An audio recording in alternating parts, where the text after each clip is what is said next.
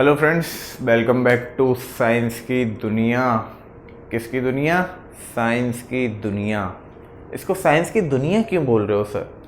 क्योंकि साइंस में हम घुस चुके हैं। क्या? साइंस में हम घुस चुके हैं। फिजिक्स, केमिस्ट्री या बायोलॉजी कुछ डिफरेंट करके नहीं देखने का, साइंस को साइंस की तरह देखने का।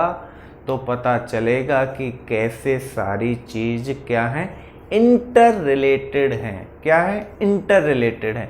हर एक क्लास में हर एक चीज़ को क्या करेंगे, कनेक्ट करेंगे पिछली क्लास से कि क्या पढ़ा। ये जो अब तक चल रहा है, अब तक कितने लेक्चर हो गए होंगे? आई थिंक 6-7 लेक्चर हो गए। तो 6-7 लेक्चर में आपका बेस बना है। क्या बना है? बेस बना है। आपके सिलेबस का कुछ हो या ना हो, लेकिन आप पूरे सिलेबस में जो पढ़ने वाले हो उसका ये क्या बन चुका है? फाउंडेशन बन चुका है। इस फाउंडेशन के 2-3 लेक्चर और बाकी हैं। टोटल 10 लेक्चर में आपका फाउंडेशन हो जाएगा क्या कंप्लीट। फिर स्टार्ट करेंगे क्या? अच्छा वाला फिजिक्स। क्या स्टार्ट करेंगे? अच्छा वाला फिजिक्स, जहाँ पे प्रॉब्लम्स ही प्रॉब्लम्स आने वाली है। क्या? कौन सी प्रॉब्लम? समस्या वाली नहीं, सॉल्व करने वाली प्रॉब्लम। सवाल, क्वेश्चन जो आपको सॉल्व करने, उन्हीं में तो मजा आता है। न्यूमेरिकल्स, आईआईटी वाले क्या पूछते हैं? न्यूमेरिकल पूछते हैं ना, थ्योरी थोड़ी ना पूछेंगे, न्यूमेरिकल पूछेंगे। लेकिन वो न्यूमेरिकल करने के लिए क्या क्लियर होना चाहिए? कंसेप्ट क्लियर होना चाहिए। तो वो कंसेप्ट कहाँ से क्लियर होगा? ये जो अब तक फाउंडेशन बना है यहाँ से क्लियर होगा। तो लास्ट क्लास में क्या पढ़ा रहे थे? Accuracy, precision of instrument, relative error, ये सब के बारे में बात की थी। तो एरर के बारे में मैंने लास्ट क्लास में बात की थी। 2 तरह के एरर मैंने आपको वहां पे बताए थे। कौन से? Symmetric, systematic. क्या? सिस्टेमेटिक। और दूसरा था रैंडम एरर। तो वहीं से कहानी को शुरुआत कर रहे हैं। सिस्टेमेटिक, रैंडम एरर के बाद तीसरे तरह के एरर पे जा रहे हैं, जो इन दोनों कैटेगरीज में नहीं आता है। वो एक एरर है जो एक किस हेडिंग में चल रहा है, जो स्टार्ट किया था accuracy, precision and error in measurements. तो एरर इन मेजरमेंट्स की कैटेगरी में ये जो तीसरे नंबर का एरर है, जिसे क्या बोलते हैं? Least count error. क्या बोलते हैं? Least count error. तो सर ये लीस्ट काउंट एरर क्या चीज़ है? ये तो कुछ नया वर्ड सुनने को आया। ये एक नया वर्ड है जो अभी समझ में आ जाएगा। लीस्ट काउंट एरर को थोड़ा 2 पार्ट में डिवाइड कर लेता हूँ।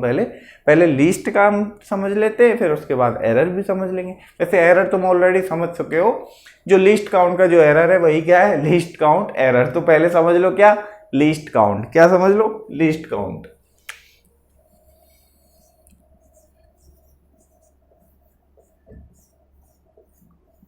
जैसे कि आपको नाम से ही पता चल रहा है, लीस्ट। लीस्ट यानी छोटा। नहीं, छोटा नहीं, छोटे से भी छोटा। नहीं नहीं नहीं, छोटे से भी छोटा नहीं, सबसे छोटा, कम से कम, छोटे से छोटा जो है उसे क्या बोलते हैं? लीस्ट। क्या बोलते हैं? लीस्ट। जैसे कि तुमने कोई मेजरमेंट किया, किसी चीज से तुमने कोई मेजरमेंट किया, किसी इंस्ट्रूमेंट से, मान लो स्केल ही है, स्केल से मेजरमेंट किया, या मान लो वर्नियर कैलीपर है उससे मेजरमेंट किया, या फिर स्क्रू गेज है उससे मेजरमेंट किया। तो जिस भी इंस्ट्रूमेंट से आप कोई मेजरमेंट कर रहे हो, लेंथ का या किसी और क्वांटिटी का, तो उस पर्टिकुलर इंस्ट्रूमेंट के लिए एक लीस्ट काउंट डिफाइन होता है। क्या? एक लीस्ट काउंट डिफाइंड होता है। और वो लीस्ट काउंट वो वैल्यू है जो वो इंस्ट्रूमेंट है जिससे आप मेजर कर रहे हो, वो कम से कम कितना मेजर कर सकता है। क्या? कम से कम वो कितना मेजर कर सकता है। मान लो एक स्केल है, तो स्केल से आप कम से कम कितना मेजर कर सकते हो? कितना मेजर कर लोगे? 1 mm। हर 1 mm पे एक डंडा लगा होता है ना, तो कम से कम क्या 1 mm आप मेजर कर सकते हो। तो उसका स्केल का लीस्ट काउंट कितना है? 1 mm। सिमिलरली एक होता है क्या? Vernier caliper. क्या होता है? Vernier caliper. तो उसका लीस्ट काउंट होता है 0.01 सेंटीमीटर। मतलब 0.1 mm का वो क्या है? लीस्ट काउंट है। कम से कम 0.1 mm की वैल्यू वो आपको दे देता है। सिमिलरली स्क्रू गेज है, वो 0.001 सेंटीमीटर। ऐसे चलता जाता है। तो क्या ध्यान रखना है लीस्ट काउंट में? जो कम से कम वैल्यू मेजर कर सके जो इंस्ट्रूमेंट, जो वो कम से कम वैल्यू है, वही क्या है? Least count. वही क्या है? Least count. जो कोई इंस्ट्रूमेंट जो कम से कम मेजरमेंट हमें दे सके, वही क्या है? Least count. एक एग्जांपल ले लो, अभी वैसे बताया था मैंने। ये आपका स्केल है। क्या है? स्केल। यहाँ पे 1 2 3 4 5, 1 2 3 4 5।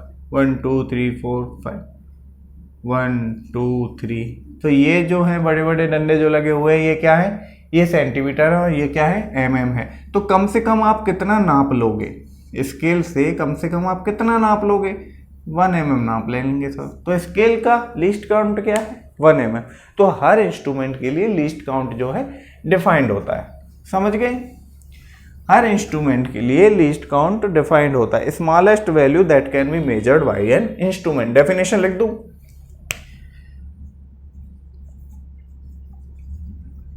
smallest value that can be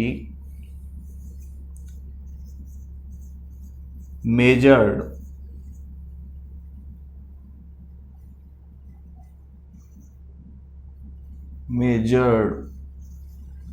by an instrument. तो किसी इंस्ट्रूमेंट से जो स्मॉलेस्ट वैल्यू मेजर की जा सकती है, जितनी स्मॉलेस्ट वैल्यू मेजर की जा सकती है उसी को क्या बोलते हैं, लीस्ट काउंट बोलते हैं।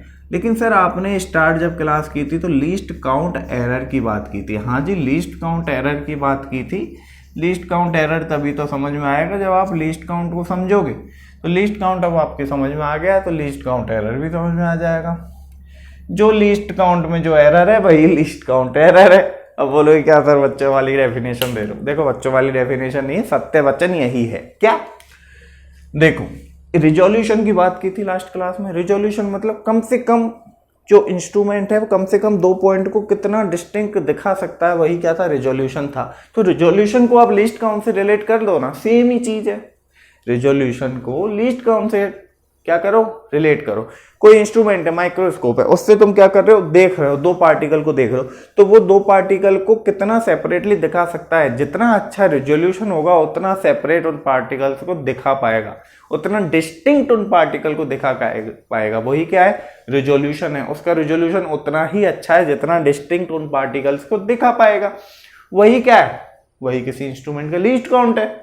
समझ रहे हो। तो लीस्ट काउंट और रिजोल्यूशन क्या है, इंटर रिलेटेड है। तो लीस्ट काउंट एरर की अगर बात करें तो error associated with the resolution of instrument, यही तो बोला अभी।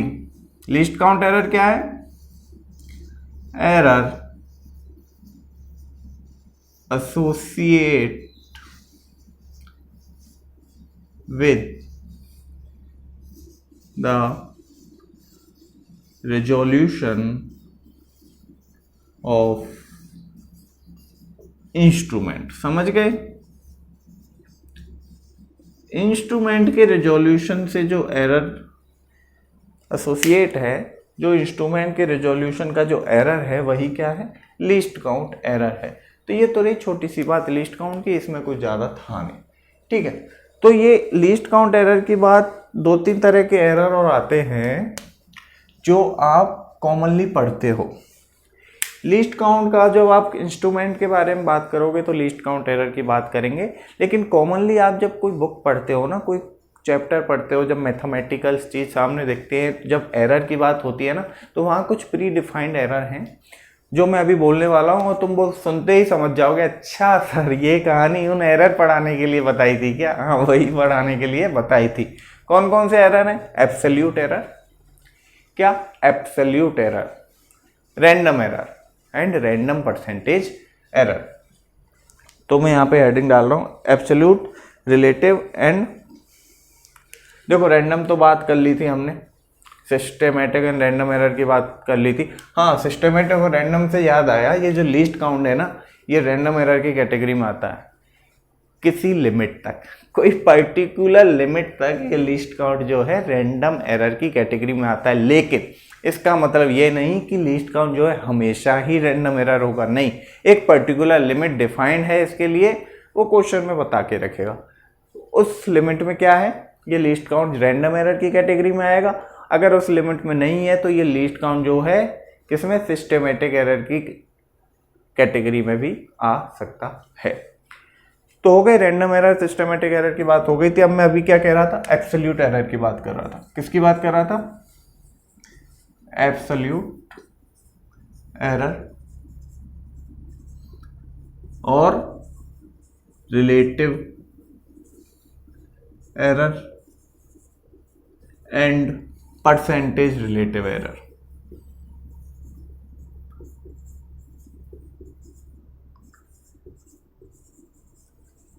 छोटे छोटे से एरर हैं, समझ लो, ज़्यादा कुछ है नहीं वैसे समझने का, वैसे तो मैं आता होगा मुझे विश्वास है। परसेंटेज रिलेटिव एरर ये तुमने पढ़ रखा होगा आई थिंक 10th क्लास में, 9th क्लास में कहीं तो आया होगा। Absolute error, relative error, percentage relative error. देखो एब्सोल्यूट एरर क्या होता है, जहाँ एब्सोल्यूट दिख गया ना समझ लेना ये हमेशा पॉजिटिव है। जहाँ एब्सोल्यूट दिख गया समझ लेना ये क्या हमेशा पॉजिटिव है। तो एब्सोल्यूट एरर निकालने के लिए सबसे पहले तो हमें क्या करना पड़ेगा, मीन निकालना पड़ेगा। अब मीन क्या होता है वो भी तुम्हें पता है, ठीक है। देखो कहानी चालू करते हैं ऐसे, तो मैं किसी चीज़ का मेजरमेंट लेना है। देखो हर चीज़ के लिए कहानी है मेरे पास, तो मैं किसी चीज़ का क्या लेना है, मेजरमेंट लेना है। तुमने उसी चीज़ का मेजरमेंट मान लो n टाइम्स लिया। कितने टाइम, n टाइम्स। कितने टाइम, n टाइम्स। तुमने किसी चीज़ का मेजरमेंट लिया और कितने बार लिया, n बार लिया। कितने बार लिया, n बार लिया। और जब आप मेजर कर रहे हो तो वैल्यू क्या है, a1 है, कभी a2 है, कभी a3 है। मतलब जो ट्रू वैल्यू है उसके आसपास ये 19-20 19-20 19-20, कभी कभी सेम 19-20 19-20, ठीक है। तो मेजर्ड वैल्यू की अगर मैं बात करूं, मेजर्ड वैल्यू की अगर मैं बात करूं, आपने कोई मेजरमेंट लिया और बहुत बार उस मेजरमेंट को रन किया और आपने क्या पाया कि डिफरेंट वैल्यू आ रही थी, a1 a2 a3, और n बार ये क्या किया, मेजरमेंट ले लिया an तक। क्या किया, बहुत सारे मेजरमेंट ले लिए, कहाँ तक, an तक, n बार मेजरमेंट ले लिया। अब मेरे को क्या निकालना है, मान लो इसका मीन निकालना है। मेरे को क्या निकालना है, उसे क्या बोलेंगे, एब्सोल्यूट मीन, या मीन ही बोल दो। क्या निकालना है तुम्हें, मेजरमेंट का क्या निकालना है, मीन। मीन क्या होता है, एवरेज। एक तरह से एवरेज क्या होता है, मान लो बहुत सारी चीजें हैं, सबको जोड़ के वो जितना संख्या है उससे डिवाइड कर देते हैं तो उनका एवरेज निकल जाता है। नहीं है समझ में।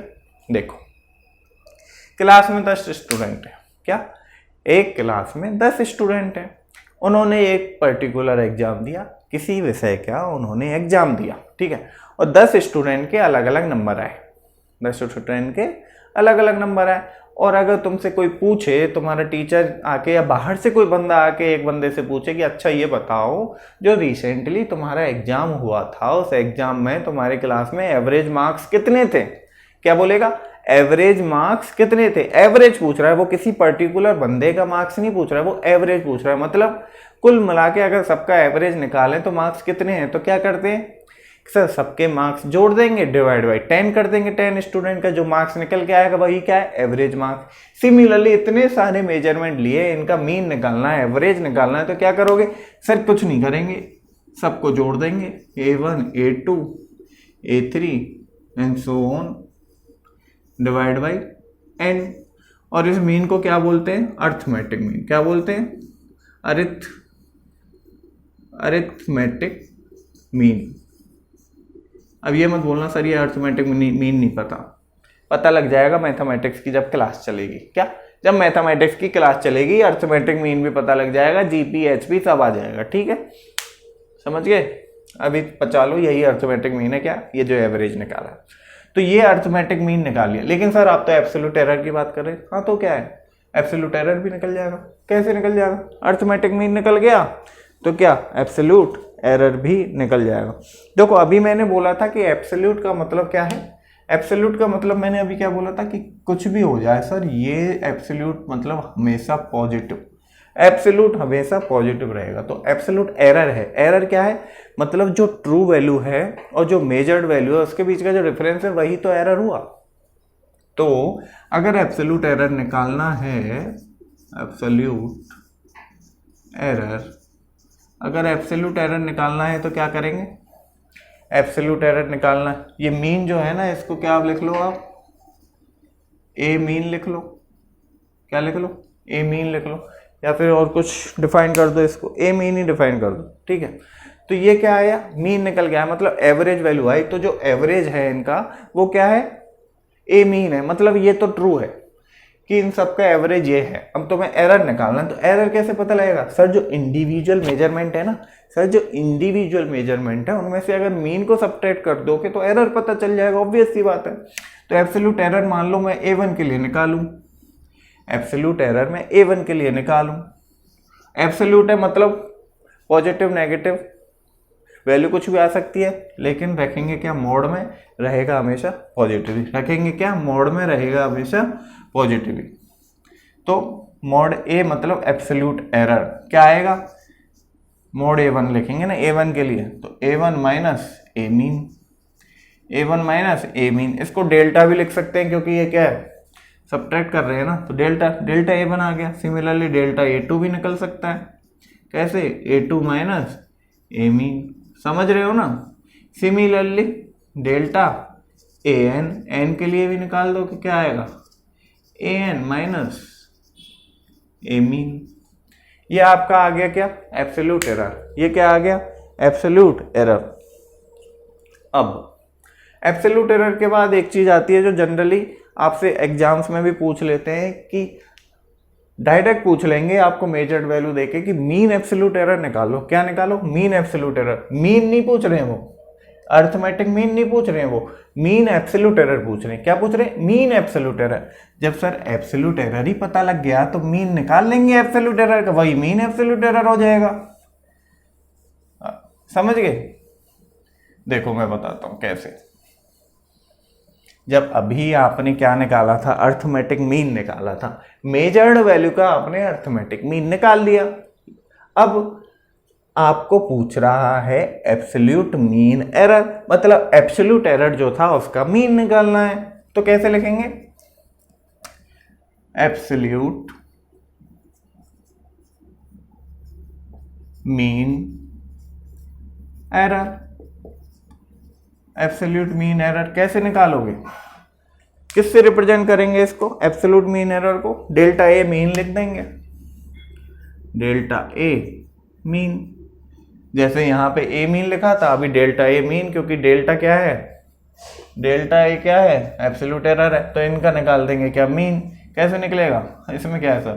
Delta A1 plus delta A2 similarly plus delta AN divide by क्या? Divide by N। ये क्या आ गया? ये क्या आ गया? देख रहा हूं, ये क्या आ गया? डेल्टा A मीन आ गया। क्या आ गया? डेल्टा A मीन आ गया। समझ गए सर? इसमें तो कुछ था ही नहीं। क्या? इसमें तो कुछ था ही नहीं, डेल्टा A मीन निकल गया। तो अगर हम बात करें कि जो ये मेजर्ड वैल्यू है, ये इतनी कहानी किस चीज के लिए सुनाई है? मैंने ये इतनी कहानी इस चीज के लिए सुनाई है, जब आप कोई भी मेजरमेंट लोगे, एक बार ले लिया, अगर उसी मेजरमेंट को आप दोबारा लोगे, दूसरी बार ले लिया, मान लो उसी मेजरमेंट को सुबह लोगे, शाम को लोगे, सोते लोगे, जागते लोगे, 10 बार आपने वही मेजरमेंट लिया, लेकिन कहीं ना कहीं हर मेजरमेंट में कहीं ना कहीं 19-20 का फर्क आएगा ही आएगा। ये गारंटी है, कहीं ना कहीं 19-20 का फर्क आएगा ही आएगा। बिल्कुल भी छोटा सा एरर क्यों ना हो, छोटा सा एरर क्यों ना हो, लेकिन एरर आएगा ही आएगा। तो उस वैल्यू को निकालने के लिए क्या, कितना एरर आ सकता है, जो मेजर्ड वैल्यू है वो किस नंबर के बीच में वेरी कर सकता है, कितना क्या, कितना एरर आ सकता है, उसे निकालने के लिए क्या किया हमने? ये कहानी सुनी। क्या किया? ये कहानी सुनी एब्सोल्यूट एरर की। तो ठीक है, मेरे को निकालना है क्या? सिंगल मेजरमेंट की वैल्यू कहां से कहां तक लाई कर सकती है। सिंगल मेजरमेंट की वैल्यू कहां से कहां तक लाई कर सकती है वो निकालना है। तो मैं क्या डालूंगा heading? For single measurement, for single measurement. देखो समझ में भी नहीं आ रहा हो, कोई बात नहीं, अभी आ जाएगा। फॉर सिंगल मेजरमेंट,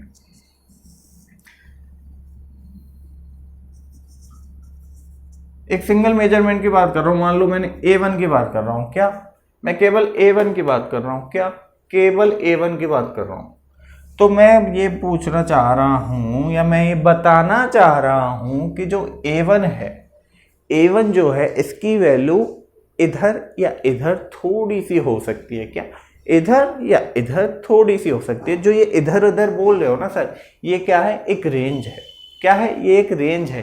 तो जो ये बताएगा कि ये A1 की जो वैल्यू है वो किसके बीच में लाई करेगी, किन नंबर्स के बीच में ये घूम सकती है, इससे बाहर नहीं जाएगी। और वो वैल्यू क्या होगी और क्यों होगी, वो वैल्यू होगी A1 mean plus minus delta A1 रहने दो, इसको जनरल लिख लेता हूं, A mean plus minus delta A mean, A mean plus minus delta A mean. देखो A मीन जो निकाला ये तो क्या निकाला, आपका ट्रू वैल्यू निकाला, सारे मेजरमेंट का ये ट्रू वैल्यू, ये जनरल बात कर रहा हूं, सारे मेजरमेंट का ये ट्रू वैल्यू निकाला क्या, A मीन। तो ये तो आपकी वैल्यू है, मान लो मेजर्ड वैल्यू है, अच्छी वाली ट्रू वैल्यू, एवरेज था सबका A मीन। अब ये किधर इधर उधर थोड़ा और भाग सकती है, कितना और भाग सकती है, वो रेंज क्या हो सकती है, वो रेंज हो सकती है डेल्टा A मीन। ऑब्वियस सी बात है डेल्टा A मीन हो सकती है, क्योंकि एब्सोल्यूट एरर क्या है, यही है, एब्सोल्यूट एरर क्या है, यही है। तो इसको मैं ऐसे भी लिख सकता हूं कि सर A मीन जो है ना वो डेल्टा A मीन के बीच में कहीं भी हो सकता है, इधर माइनस ले लो इधर प्लस ले लो, इन दोनों वैल्यूज के बीच में A मीन कहीं भी हो सकता है। क्या इन दोनों वैल्यूज के बीच में A मीन कहीं भी, no no no no no no, ऐसा नहीं है, ऐसा नहीं है,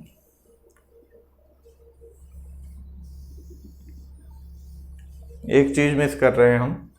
सब कुछ ठीक है, मैं क्या बता रहा था, यहां से मैं ये बता रहा था फॉर अ सिंगल मेजरमेंट उसकी वैल्यू कहां से कहां तक लाई कर सकती है। ए के लिए फॉर अ सिंगल मेजरमेंट ए के लिए मैं बता रहा था उसकी वैल्यू कहां से कहां लाई कर सकती है। तो सर ए के लिए जो ए की वैल्यू है वो A mean plus minus delta A mean के आसपास लाई कर सकती है। अब इसको लिखना ये सही होगा, अगर मैं A1 के लिए लिखूं तो मैं क्या लिख सकता हूं, A1 plus minus delta A1 लिख सकता हूं कि नहीं। Similarly AN is equals to AN plus minus delta AN लिख सकता हूं कि नहीं। ये समझ में आ गया, देखो समझ में आ गया है, बहुत बढ़िया, नहीं आया है उससे भी बढ़िया। क्यों, क्योंकि ये तो कोई तुमसे पूछने वाला है नहीं, ये तो सब क्या है, थ्योरी है। क्या है, थ्योरी है, लेकिन हमको क्या करना है, क्वेश्चन। क्या करना है, क्वेश्चन। अरे समझ में आ गया ना, अरे मेरे को पता है आ गया समझ में, तुम नहीं बोलोगे, तुम हो क्या ढीठ, तुम हो क्या ढीठ, उस कांस्टेंट की तरह तुम भी हो ढीठ। कोई बात नहीं, ढीठ बने रहो, क्या ढीठ बने रहो, मेरे को क्या। हाँ अभी मैंने और क्या बताया था आपको, एब्सोल्यूट एरर की बात हो गई। सर रिलेटिव एरर भी तो कुछ बता रहे थे आप, हेडिंग तो आपने ऐसी डाल दी है, रिलेटिव एरर की आपने बात नहीं की। तो भाई रिलेटिव एरर कुछ नहीं है, क्या रिलेटिव एरर कुछ नहीं है, this is just a ratio of what, this is just a ratio of what, this is just a ratio of absolute mean error and absolute mean error and arithmetic mean of the measured value. Relative error क्या है, definition लिखने की जरूरत नहीं है, ratio से समझ जाओगे। This is the ratio between what, delta A mean, ज्यादातर आप ये पढ़ोगे, डिवाइड बाई ए मीन, यही क्या है, रिलेटिव एरर है, यही क्या है, रिलेटिव एरर। सर एक और आपने बोला था percentage relative error, percentage relative error, हाँ भाई बोला था, पता है मुझे। जब रिलेटिव एरर पता है, क्या जब रिलेटिव एरर पता है तो ये परसेंटेज रिलेटिव एरर नहीं निकाल पाओगे। परसेंटेज कैसे निकालते हो, बोलो कैसे निकालते हैं परसेंटेज। सर 100 से मल्टीप्लाई करके परसेंटेज आ जाएगा, सिंपल है, सही बोला। Delta A mean divide by A mean into 100, ये क्या आ गया, परसेंटेज। क्या आ गया, परसेंटेज। देखो अब आपका जो एरर वाला फंडा था ना, accuracy precision error in measurement, वो हो गया है, फंडा खत्म। और भी है लेकिन आपको पढ़ने की बिल्कुल जरूरत नहीं है, जहां जरूरत होगी मैं क्वेश्चन के साथ ही थ्योरी भी बता दूंगा, इससे आगे आपको एरर वेरर पढ़ने की जरूरत नहीं है, मैंने बहुत पकाया है तुमको एरर में, मुझे पता। मेरे को भी बड़ा मतलब सही बता रहा हूँ, कतई इंटरेस्ट नहीं आता ये चीज़ पढ़ाने में। ये थ्योरी तो है, ये बच्चों वाली चीज़ है जो तुम शायद 9th-10th क्लास में एरर वेरर, मीन एब्सोल्यूट एरर, मीन निकालना, ये निकालना पता होगा, नहीं भी पता होगा तो मैथमेटिक्स में पढ़ लोगे, ठीक है। आपके जो काम की चीज़ है वो क्या है, प्रॉब्लम्स, क्वेश्चंस, फिजिक्स के जो क्वेश्चन है ना वही है आपके काम की चीज़। मज़ा आता है वही, क्या मज़ा आता है क्वेश्चंस को फोड़ने में। तो एरर की बात हो गई थी, इसके बाद हम एक अच्छा वाला टॉपिक स्टार्ट करेंगे। ये सब यहाँ पे ख़त्म करते हैं, बहुत हो गया थ्योरी वोरी। अब एक अच्छा वाला टॉपिक स्टार्ट करेंगे जिसका नाम तुम्हें नहीं बताऊंगा, तुम्हें पता है मेरी आदत, उस टॉपिक का नाम मैं कतई नहीं बताऊंगा। जब वो टॉपिक हो जाएगा ख़त्म तब बोलूँगा ये हो गया आपका क्या, चैप्टर फिनिश। तो भाई जो बेसिक जान है फिजिक्स की, बेसिक जान बोले तो फंडामेंटल, वो हो गया आपका क्या, पूरा तो नहीं बोलूँगा, बोल सकता हूँ 70% जो बेसिक फंडामेंटल था आगे के चैप्टर्स पढ़ने के लिए वो बन चुका है आपका बेस। इसके बाद हम चैप्टर स्टार्ट करेंगे, अच्छा क्वेश्चंस करेंगे, न्यूमेरिकल करेंगे, आईआईटी में आए हुए भी करेंगे, नीट की फिजिक्स में आए हुए भी करेंगे, बाकी बोर्ड एग्जाम्स में जिस तरह के क्वेश्चन आते हैं वही भी करेंगे। न्यूमेरिकल थ्योरी तो मैं पढ़ा ही रहा हूँ, न्यूमेरिकल भी कराता हूँ साथ साथ एग्जाम्पल, लेकिन अब मैं वो न्यूमेरिकल कराऊंगा जो आपके कॉम्पिटिटिव एग्जाम में आने वाले हैं। क्या बोल रहा हूँ, आए नहीं है, जो आने वाले हैं, समझ गए, समझ जाओ यार। चलो बहुत है आज के लिए, ज़्यादा नहीं पकाऊंगा क्योंकि फ्रेश टॉपिक स्टार्ट करेंगे फ्रेश क्लास से। आज के लिए यहाँ पे विराम देते हैं, कल मिलेंगे नई एनर्जी के साथ, नई कहानी के साथ, नई जोश के साथ। चलो आज के लिए टाटा बाय बाय, रखते हैं।